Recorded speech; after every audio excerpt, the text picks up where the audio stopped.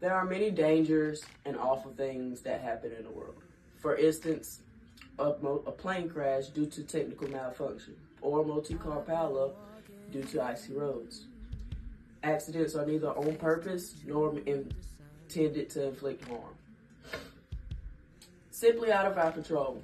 Unlike the unjust practices that occur and are endured by African women. Being a black African American woman, this horrific event could have happened to me, my grandmother, or my mother having been born over in Africa. I've done a bit of research on female genital mutilation and an event that's so inhumane that I wouldn't wish on any gender of any age. Today I look to do my best to persuade you all to help eliminate female genital mutilation. Where it's happening at, what the practice is, and what you can do to help. To begin with, female genital mutilation takes place a lot in Africa. Between 2001 and 2009, the United States Department of State Archive presented a report on female genital mutilation in the Gambia, which is a country in Africa that performs these practices and encourages them, since it is a tradition that has been carried out for over 10 years. An estimated 55 million girls from age 0 to 15 will experience or are at risk of experiencing female genital mutilation.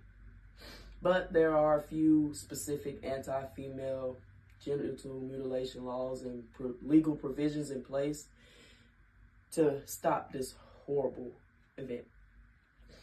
So, what is female genital mutilation, you may ask? Well, it is a violation of human rights and an act of violence on females and girls. Mostly performed on girls from age 0 birth to age 15. Some adults are subjected as well, it all depends. There are 4 types of female genital mutilation. The 4th is the most gruesome of them all. Type 1 is the removal of the clitoral hood with or without part of the clitoris. Type 2 is the removal of the clitoris together with the labia minora, which is the inner vaginal lips. Type 3 is the removal of all external genitalia, included with the labia minora, clitoral hood, and the clitoris. Then the whole opening of the vagina is stitched and narrowed to allow a small opening for urination administration. And then the legs are bound from hip to ankle for 40 days to allow for raw tissue to start forming.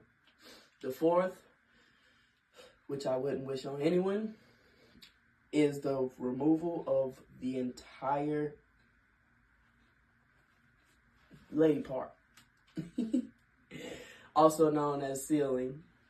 It gets rid of the labia minora, clitoral hood, clitoris, and the opening is sealed with blood clots or herbal powder, and it leaves a small enough opening for urination administration. Then their legs are bound from hip to ankle, allowing for raw tissue to form. That said, the International Zero Tolerance Day of Female Genital Mutilation is February 6th. This day is reserved to exhibit the dangerous health effects that female genital mutilation has on females in Africa.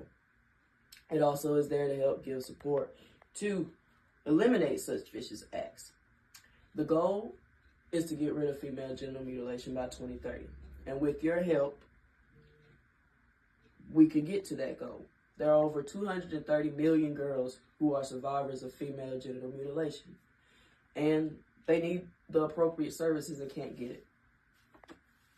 All you must do is get on social media and advocate. Get it out to the world. Tag your friends. Ask them to engage. Make some noise about this horrible event so we can get it stopped. Proceeding to my final thought, I've done my best to persuade you all to help eliminate female genital mutilation. where it's happening, what it is, and what you can do to help. These practices are not only inhumane, but just plain old unacceptable. Imagine being a father. Imagine being a father or mother or a wife of a daughter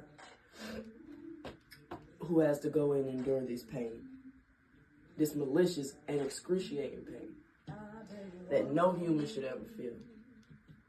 Then being bound from hip to ankle for 40 days and 40 nights, not being able to do anything. How would that make you feel?